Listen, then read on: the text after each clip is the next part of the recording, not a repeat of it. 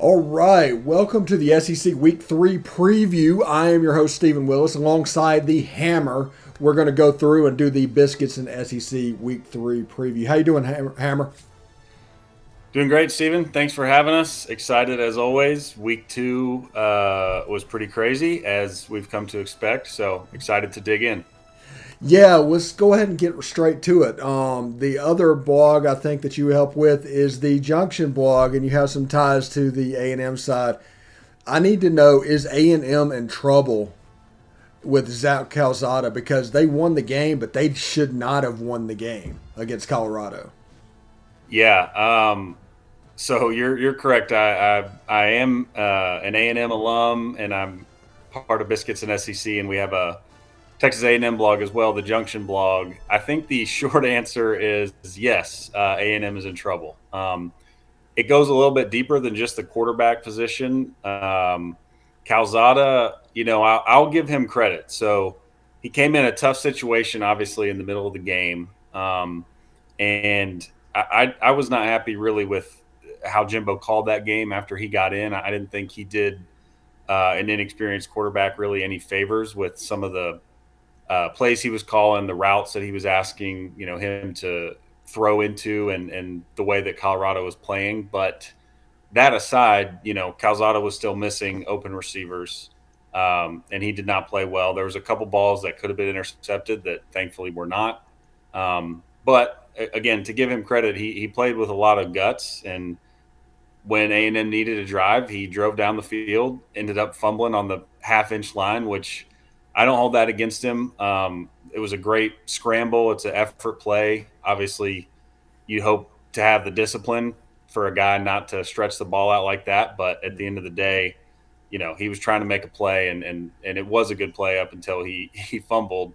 But then again, he came right back down and led the game-winning drive. So there's things to work with there. If you watch the whole game, he obviously really struggled initially, and then really that fourth quarter seemed to settle in a little bit. So if that's maybe something A&M fans can cling to.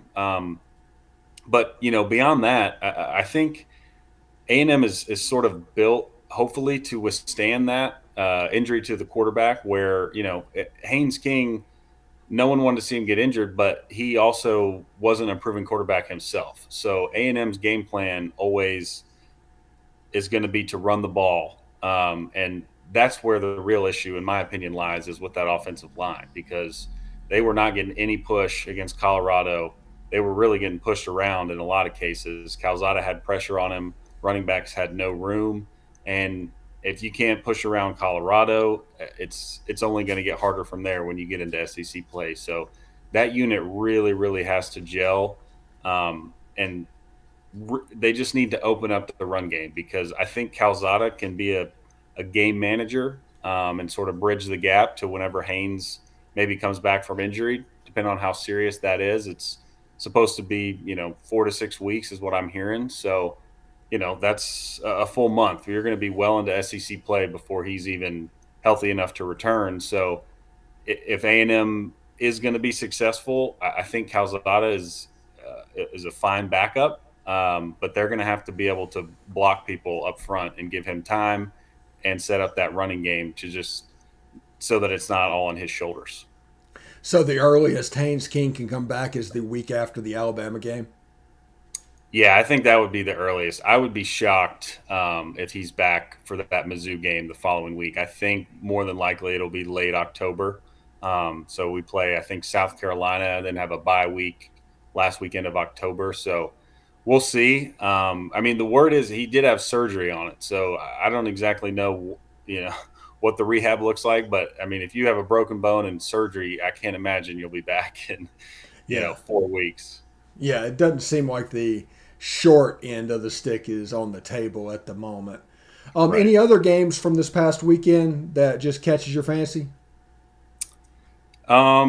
Yeah, I mean, I want to give credit to Mississippi State. I was doubting the Bulldogs, and I thought NC State was a better team, and Mississippi State pretty much beat them wire to wire. I mean, they took the kickback and really never looked back. I mean, you look at the game, and 24-10 is probably not maybe what Leach wants the game to look like. He'd probably like to score a little more, but at the end of the day, I mean, you beat a what we thought was a good ACC Mm. team by 2 touchdowns and protected your home turf. So it's not going to get easy in the SEC West. I mean, that's we can go back to is A&M in trouble? Well, the way Arkansas just looked, the way Mississippi State just looked. I mean, everybody's in trouble probably except for Alabama because there's just not a game on that schedule where you look and say, okay, well this is a sure win because they don't exist.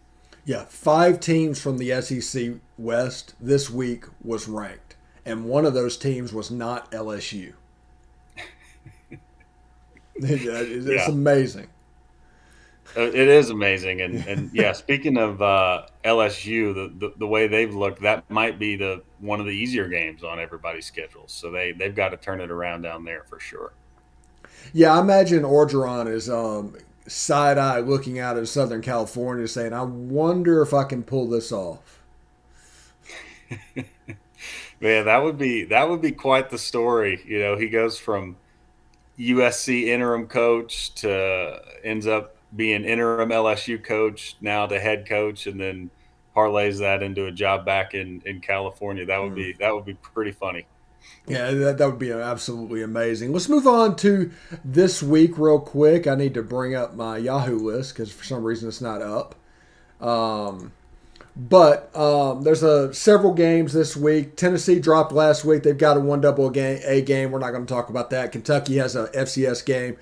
Missouri has an FCS game, and I think that might be it for the FCS. So we don't have the games we don't have to pay attention to. So we'll start out with Right. Texas A&M at New Mexico at Texas A&M.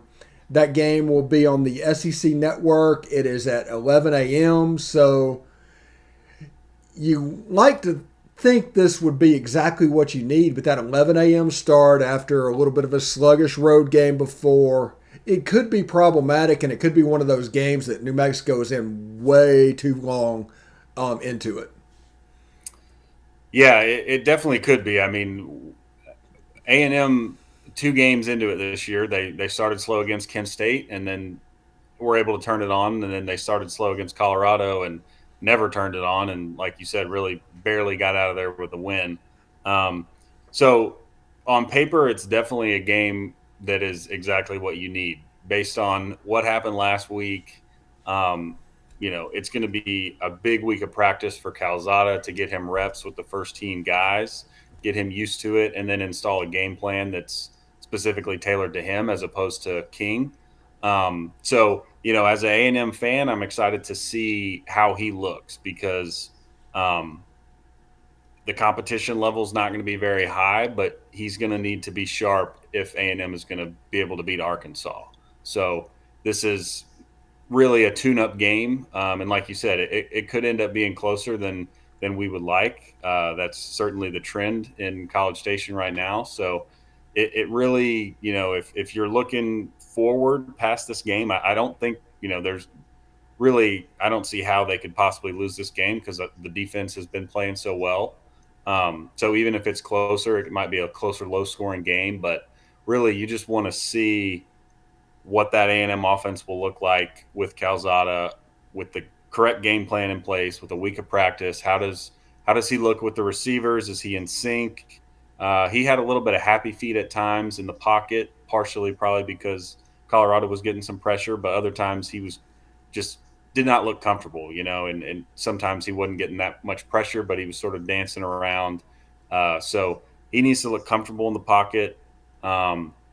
That offensive line, again, they should be able to push New Mexico around. It's going to be important to see if they can do that. So it's a big week. And, Jimbo, as with all the coaches in the SEC, will tell you there's no weeks off. So I'm sure he'll be preaching to the guys all week that we can't take this New Mexico team lightly. But it definitely is, hopefully, the perfect game for a team that is struggling to find an offensive identity. Yeah, and people need to realize, I understand that you want to go jump off a ledge after what you saw last week, but Haynes King is not Zach Calzada. They're different quarterbacks. Hmm. So the game plan for Haynes King that you were going to run is not going to be his strength. So you might can pare that back, run some new stuff that hasn't been practiced all week, and it'll cause sloppiness. So maybe after a week of practicing, putting in the plays that he's comfortable with, they could look a lot better this week. Right. Yeah, exactly. I mean, that's really going to be what we're looking for, and hopefully, I'm sure Jimbo, like we talked about, will get that game plan set up. At this point, I think a lot of it does fall on Jimbo because he's got to figure out a way to put his guys in the best position to win. That again, I was not very happy with some of the play calls, and I think that was part of it was the game plan wasn't set up for Calzada, so he got put in there in a difficult environment, and the stuff that they thought they were going to be running, they were having to change on the fly, and clearly it was not working, and he wasn't comfortable. So hopefully, there's just a much more uh, level of just understanding from the whole offense of what they're trying to do, and it just looks a lot smoother regardless of what that is, whether that's running the ball 40 times or whatever. As long as everybody is on the same page, that would be a breath of fresh air. Yeah, absolutely. Oh, and before we get into our game of the week and start talking about that, did you see the Manning cast last night? What were your thoughts on it? I did. I enjoyed it. I caught myself flipping back and forth because there were some times when I was losing track of like what was even going on in the game because I was just listening to Eli and Peyton talk ball. Hmm. But I enjoyed it as a change of pace because I mean the ESPN broadcast team, in my opinion, is a little bit bland. So I felt like it was very cool to get a just an insider view really of what was going on, and that they were able to break down extremely well the coverages that those teams were running, and just sort of put you in the mindset of like what they would be thinking if they were out there. So I thought it was a really cool idea, and those guys are funny, obviously, so they incorporated some humor into it. So it was a good mix of like real serious football talk as well as some humor on the side. Yeah, it was really good, and I think later on the season when Ole Miss plays Tennessee, if the Manning cast isn't brought in for that, then they've done something wrong. If there's any game that they should do a Manning cast, that's the one game they should do. 100%, especially just to hear the banter back and forth between those two. That would be classic. Yes. All right, let's move on to the game of the week. Number 1 Alabama at number 11 Florida at 2:30. First CBS game of the year. Normally that's kind of reserved for Florida and Tennessee. That's kind of the kickoff of the year. But this year it's Florida and Alabama. I don't know how to take this. Alabama, to me, everybody is blown away with how they've looked early on. But if you take away 3 explosive plays against Miami, they gained 380 yards. Last week they gained 390 yards. I don't know if this Alabama team is what we are accustomed to, and it just hasn't been shown yet. Because Miami nearly lost to Happy State. You can't really hang your hat on that game at this point.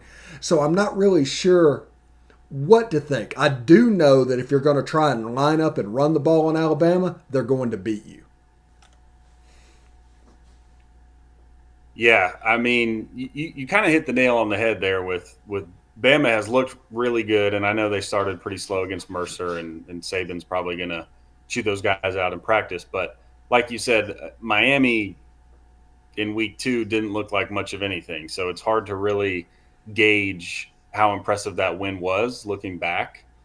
Even though after the game, everybody was very impressed. So, I mean. I want to say that Florida has a chance, but I just Yeah. I just don't see it. Although, like you said, some of the stuff we've seen with Alabama might be fool's gold. But I think they're just still a better team than Florida, right? Florida's got their own struggles. Emory Jones has looked very inconsistent.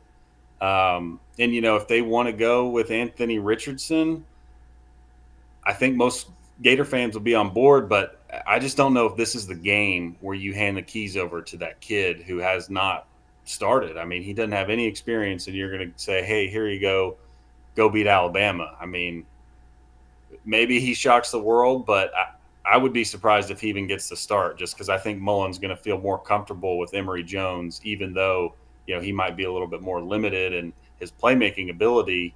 He's just got that comfort level that Emory's going to be able to run the offense the way that we want it done. He's going to be able to run all the plays that we want to run. And I'm sure, of course, they're going to mix Richardson in there, but like you said, it's going to be tough to run the ball. Alabama's going to want to force them to beat them through the air, and I just don't see Florida being able to get much done offensively. The X factor, I guess, would be this is uh, Bryce Young's first big road game. So while Alabama, like you said, has looked good offensively, a lot of that's big plays.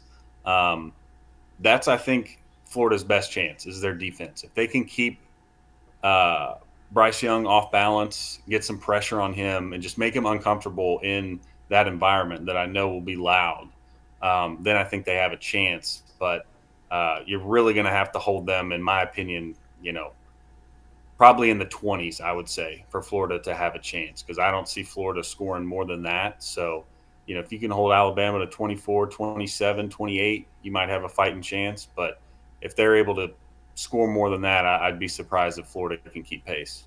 Yeah, there's one thing that people needs to keep an eye on for the Florida side. This team sports are all about confidence. Everything is about confidence. And Emory Jones is the quarterback that has more bounce back ability from a disaster game than Anthony Richardson. So Emory Jones is going to play most of the snaps this week because he has a better chance of coming back. You can still ruin Anthony Richardson.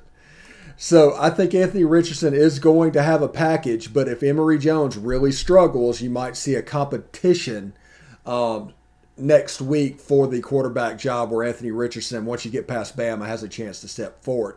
Also, Todd Grantham's defense is susceptible to the deep ball. I know I talked about explosive plays earlier. Alabama is going to probably throw the ball deep. If Bill O'Brien has any sense whatsoever, he will attack this defense deep. And if he does that, I think Alabama has a better chance to have some success.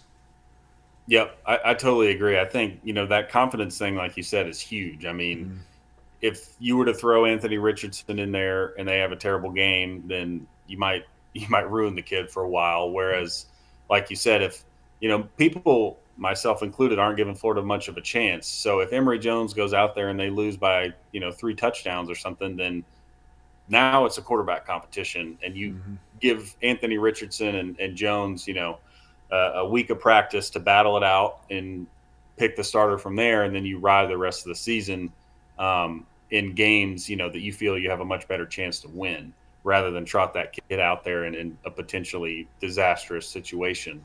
And then, to take that a step further, just in terms of the actual game, especially with that crowd, I think that first quarter is super important. Like you said, Bama's going to take deep shots. If they can hit a deep shot or two in the first quarter, I think Florida will get deflated. The crowd will just, say, all right, here we go again. Bama's going to run over us, and like they do to everybody. But if they can make Bryce Young uncomfortable, if they can get a couple sacks early, maybe an interception, just to build that confidence, keep the fans in it, then I think they've got a fighting chance. Yeah. Florida needs to win first down and put pressure on Bryce Young early in the game and let the swamp build up as the game goes on. Because if they have a chance in the fourth quarter, they really have a chance in the fourth quarter just because of that environment and everything that's going on. Plus, they're kind of made for a lead game. They're not made for catching up. They're made for being a front runner in this situation. So if they're down by a touchdown or two, it really is going to be like for them being down like 2 or 3 touchdowns. But if they're up, it's just going to shorten that game. Absolutely. And, probably one of the keys, as always, obviously is turnovers, but it's especially rings true against Alabama just because they put so much pressure on you. So Florida has got to avoid turnovers, and they cannot give up anything on special teams because it seems like Bama always does that in these big games, right? Yeah. They come out and somehow they get a pick six, or they scoop and score, or they block a punt, they return a punt, something happens and they get a non-offensive touchdown. And if that happens, I mean, again, it's just so deflating to your team, your fans, everything. So Florida, they've got to start fast, like you said, win first down, and they need to avoid mistakes. I mean, Emory Jones has been throwing a couple interceptions. He can't do that this game, especially if it puts if they're on their side of the field or something and gives Alabama an advantage, because it's just they're too good to give them extra opportunities with the ball. Oh yeah, absolutely. I think this game might be closer than people think. I was tempted earlier. I will release my picks tomorrow, actually on or SEC After Dark. But right now, I'm picking Alabama because you pick Alabama until Alabama gives you a reason not to pick Alabama. Yeah, exactly. We've hit on all of it. I think we know what Florida has to do. Having the game in the swamp is huge, and like you said, if it gets to the fourth quarter and it's close, then they've got a chance. They just cannot lose control early, and Emory Jones has got to be smart. He's capable. He really is. He just has not been consistent enough. So if he can put it together, and if Anthony Richardson can get a few big plays, then they'll be right in it, because I think you know I think you're right. I think what we've seen from Bama has been very good, but there's a little bit of fool's gold in there. Not to say they're not number one in the country; they deserve that. But it's still early. I mean, and every team goes through ups and downs in a season. So, what's to say this weekend might not be a down spot for Bama, where they're just not quite clicking on all cylinders? So, the opportunity's there. It's just going to be up to Florida to really take advantage of that.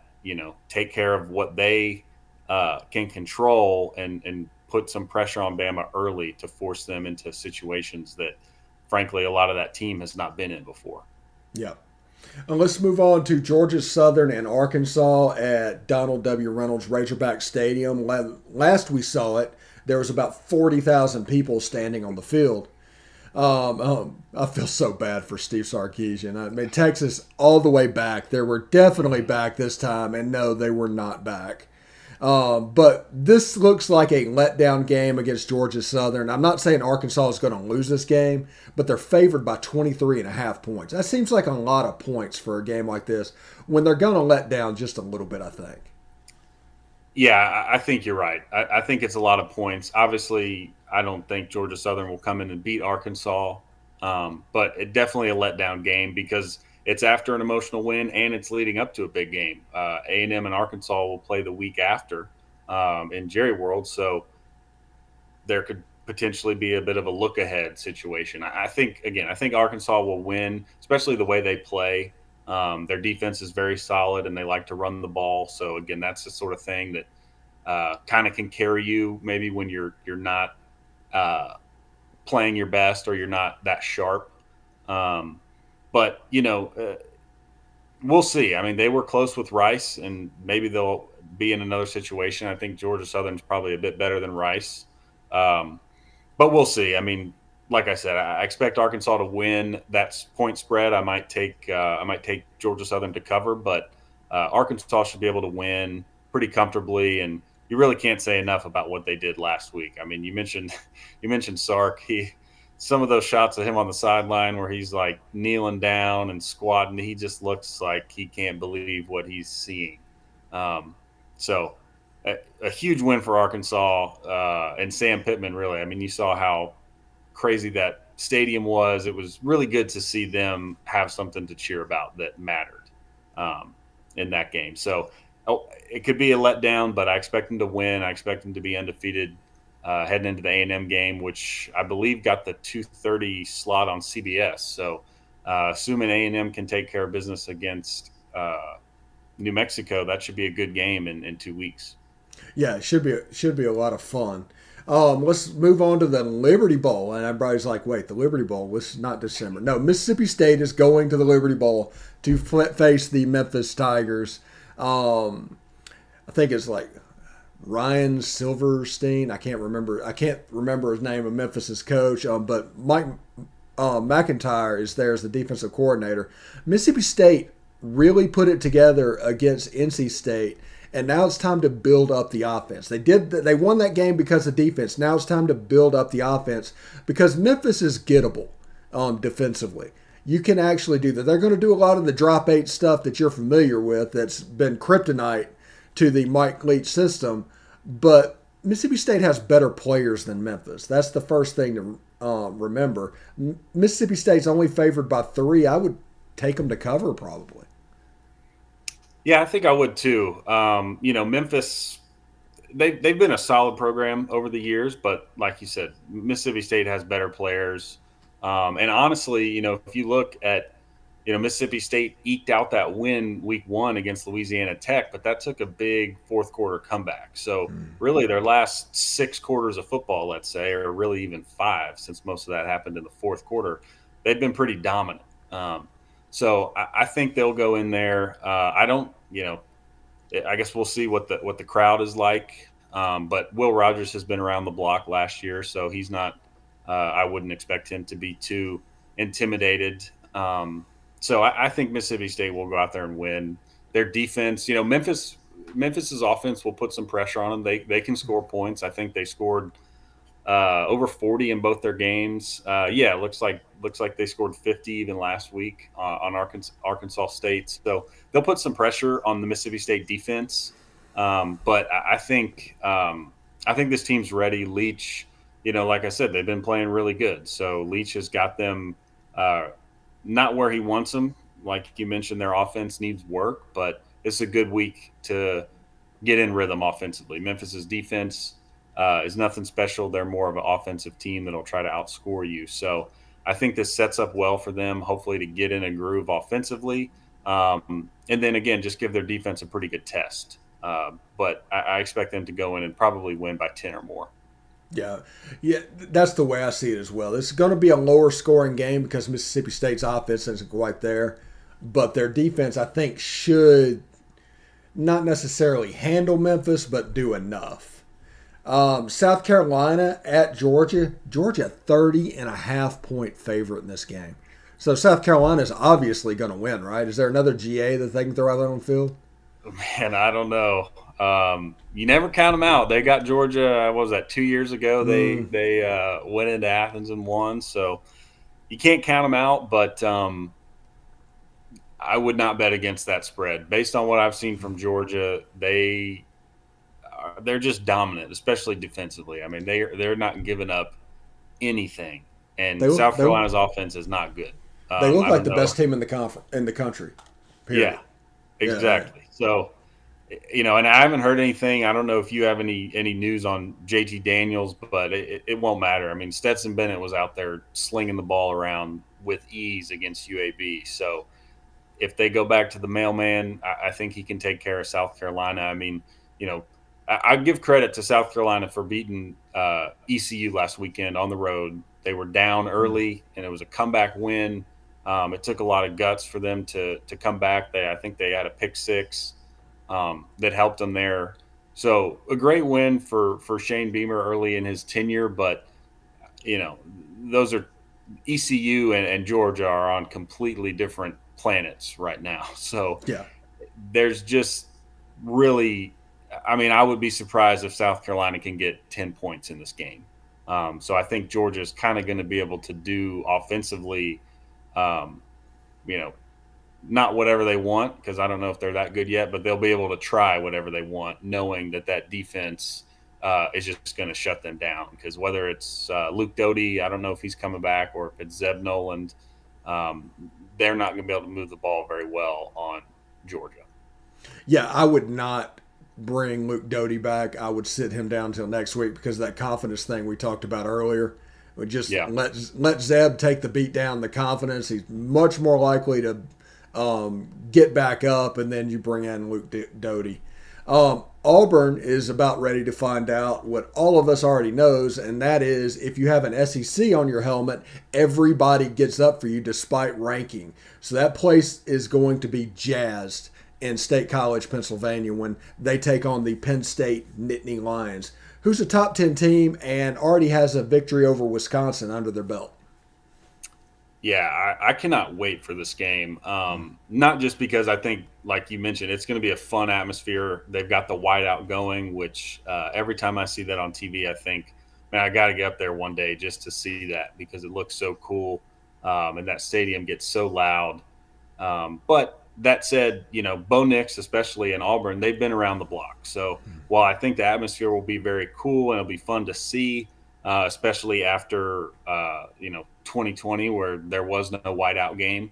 So this will be there will be a lot of a pent up fandom going on. I think it'll be extremely loud, but I wouldn't expect that to really rattle Auburn much on the field. I'm excited to see what Auburn is. I mean, they beat up on two really really bad teams. I think Akron went out and got stomped by Temple last week. So really, they have not played anybody yet. And offensively, they've looked good. Bo Nix has looked pretty solid. It was a little bit, more pedestrian last week, but they've looked pretty good. And thankfully, probably for them, Tank Bigsby hadn't even carried the ball that much. I think he's broke 100 yards in both games, but I'm not even sure if he's hit 30 carries on the year. So he should be fresh, and that's a game I expect them to lean on him pretty heavy, just because Penn State is, they're a Big Ten team. That's the game that they're going to want to play is kind of a slow running game, and so if Auburn is going to compete, especially because I'm still not sold on Bo Nix, I think they're going to have to lean pretty heavy on Bigsby. I think defensively Auburn will match up pretty well. I don't expect Sean Clifford and Penn State to really put a ton of pressure on Auburn, and for all the issues that Auburn has had over the years at the tail end of Malzahn, especially offensively, their defense was always good and pretty much carried them. So I expect this to be a pretty low scoring game, based on based on what I've seen with Penn State going on the road to Wisconsin. I think they will probably win. They just seem a little bit more tested to me. But I expect this game to be very close. I could see a 27-24, 24-21 kind of game, where again I think it'll come down to the fourth quarter and it'll just be a matter of which team makes the least amount of mistakes, and then who's able really to pull it out late. But I think my gut is telling me to go with Penn State, but I would not be surprised to see Auburn go up there and win again, just because we don't really know what they are. They beat up on a couple bad teams, so we'll see what they're made of this week. This will be a really, really good test. Yeah, it's a fun game, but Auburn will not be freaked out by the environment. It's not, they've done Tiger Stadium, they've gone to Tuscaloosa, all these places. So I'm not expecting them to be an overall about the whiteout. But I do think that Penn State is going to be up, and they're already a good team. They may even have more talent than Auburn. And they will be up for that game because simply the SEC that's on Auburn's helmet.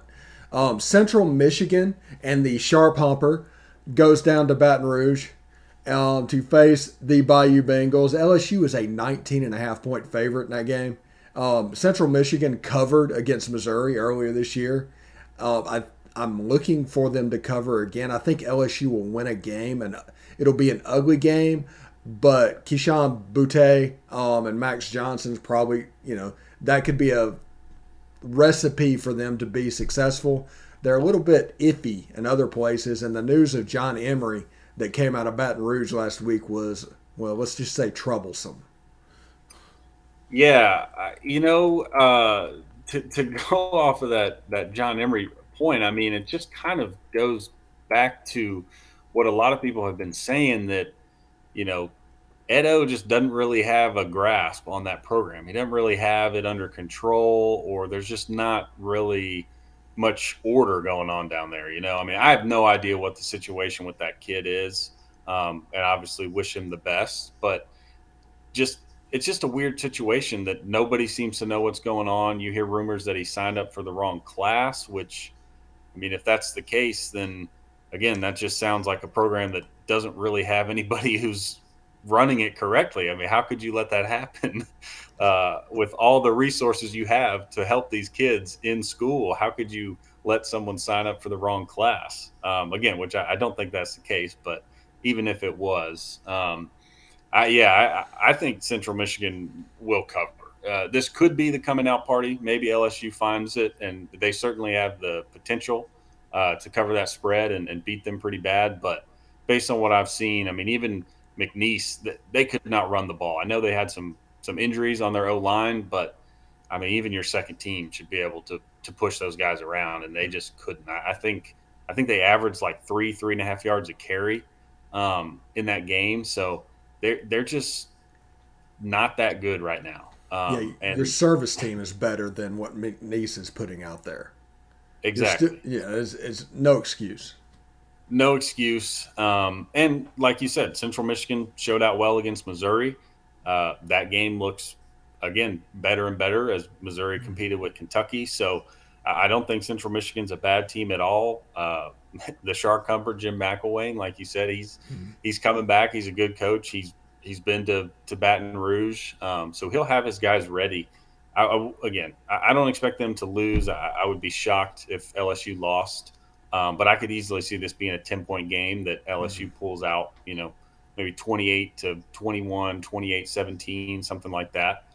Just because without them being able to run the ball, like, Keyshawn Boutte is awesome and Max Johnson has looked pretty good. And they're asking a lot of him, but he's not a superstar yet in my mind. So he's not the kind of quarterback, at least at this point, that you can trot out there without a run game and just expect him to carry you to a victory.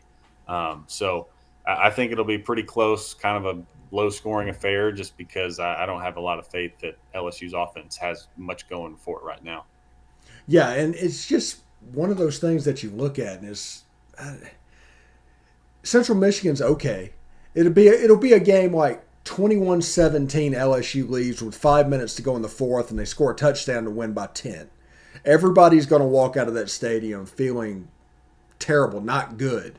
That Yeah. because they're going to know what they just saw, even though it's a 10-point win, and I think that's probably going to be what happens. And LSU's going to win, but it's not going to be pretty.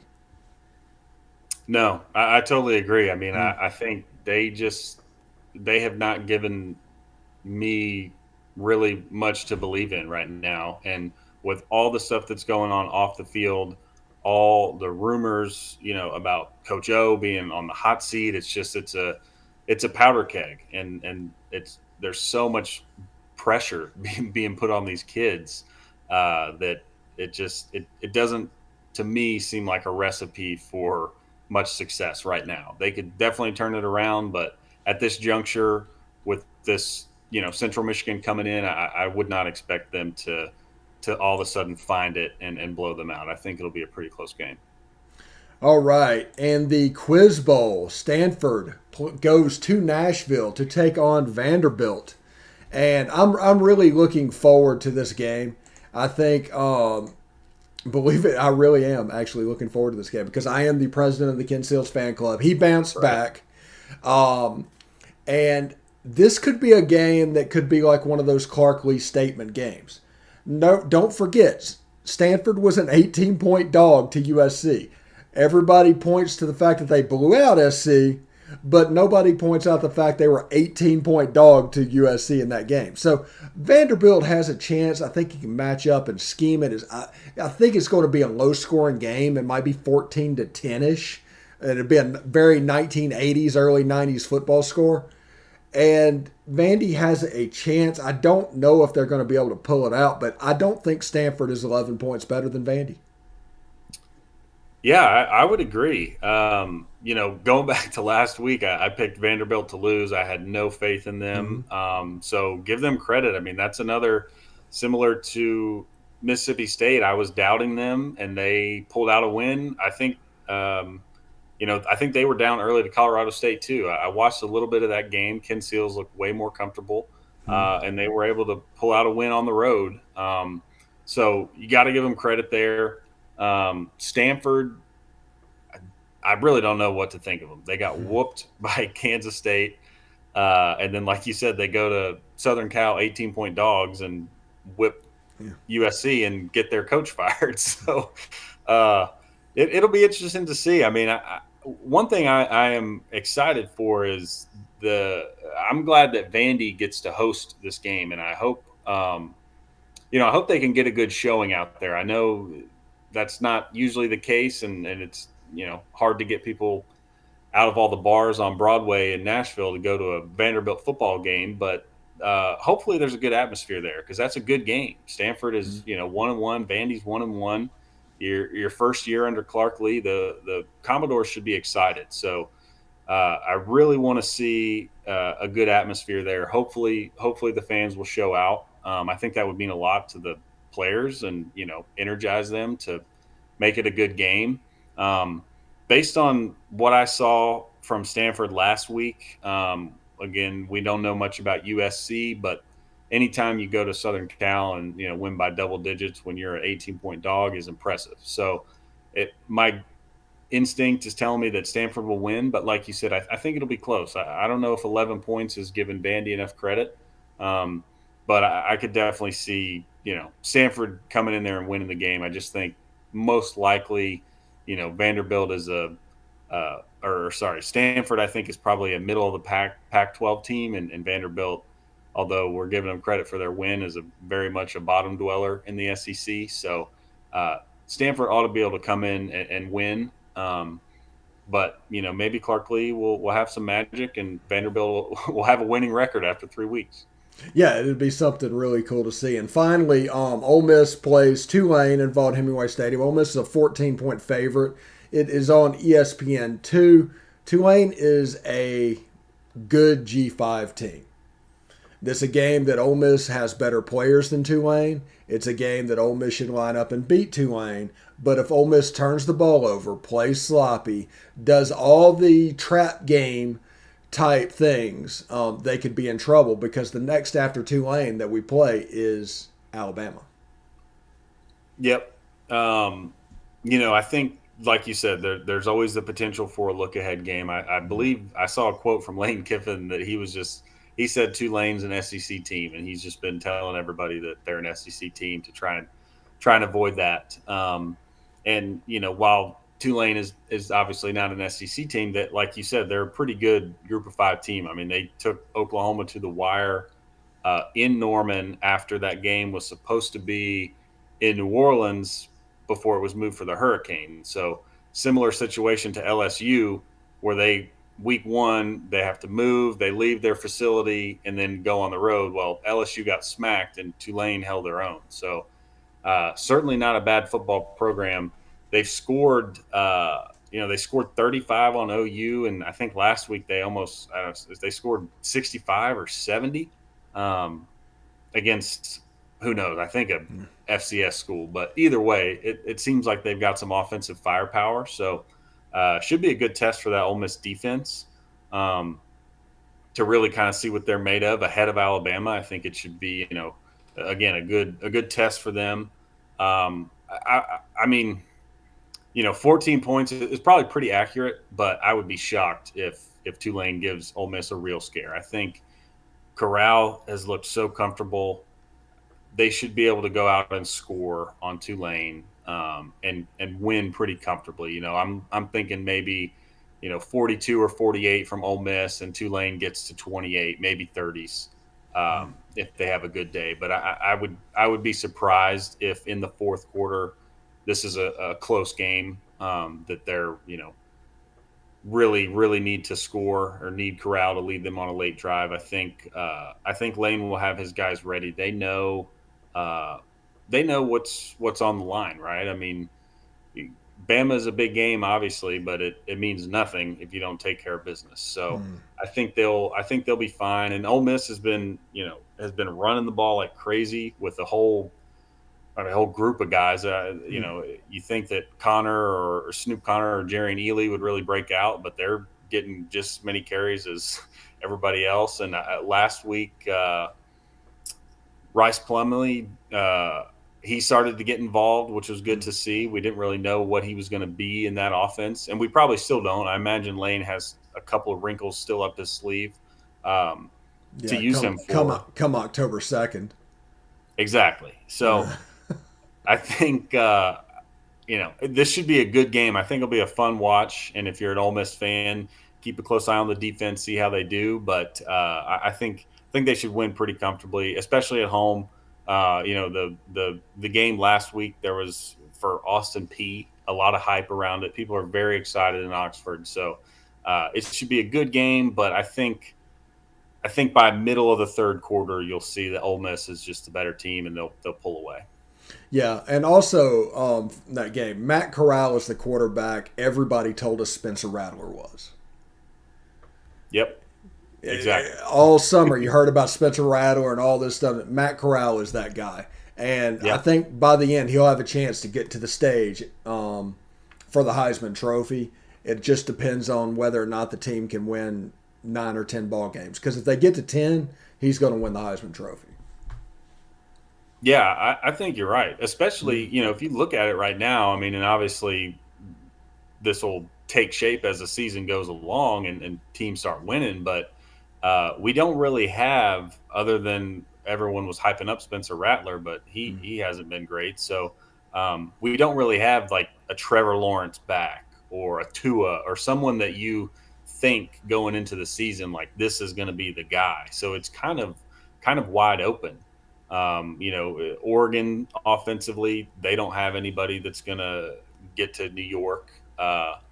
Ohio State doesn't really look like they do either. This is a perfect year for someone like Corral. Like you said, if Ole Miss can win, 10 games and really make a run at this, that he should absolutely be in New York if that was the case. And for Ole Miss to win 10 games, he's going to have to be that good. So I think the two go hand in hand. Yeah. Anyway, this has been the Week 3 SEC preview with Biscuits and SEC. I've been here with the Hammer. I'm Stephen Willis. He's the Hammer. I thank everybody for watching. And until next week, we'll see you later. Bye. Thanks, Stephen.